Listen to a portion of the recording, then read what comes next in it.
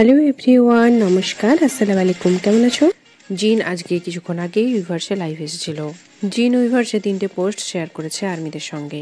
তো চলো আমরা পোস্টটা পড়বো। জিন লিখে, হ্যালো, আই এম জিন। আমি আর্মিদের কাছে একটু ফেভার চাই, একটা কথা জিজ্ঞেস করতে চাই।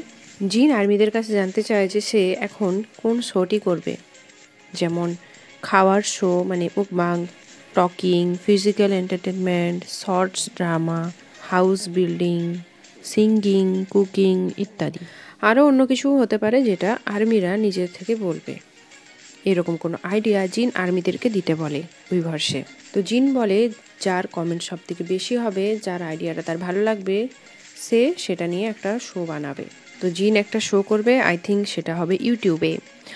তো জিন বলে যে আর্মিরা সবসময়তেই বেস্ট পিক করে, সবসময়তে রাইট পিক করে।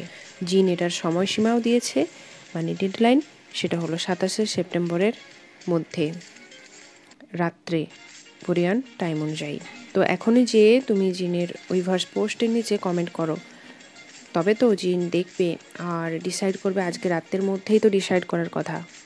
তো যাও এখনই গিয়ে কমেন্ট করো যে তোমরা কোন শোটি দেখতে চাও। তো কিছু বিটিএস আর্মি লিখে যে ড্রামা জিন চায় তাদের। কেউ লিখেছে জিনের কুকিং শো।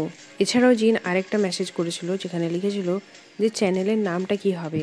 আরেকটা মেসেজে জিন লিখে যে আমি এখন ওল্ড হয়ে গেছি, সিওক জিনি ইজ ওল্ড, সুতরাং আমি বেশি বাইরে যেতে পারবো না।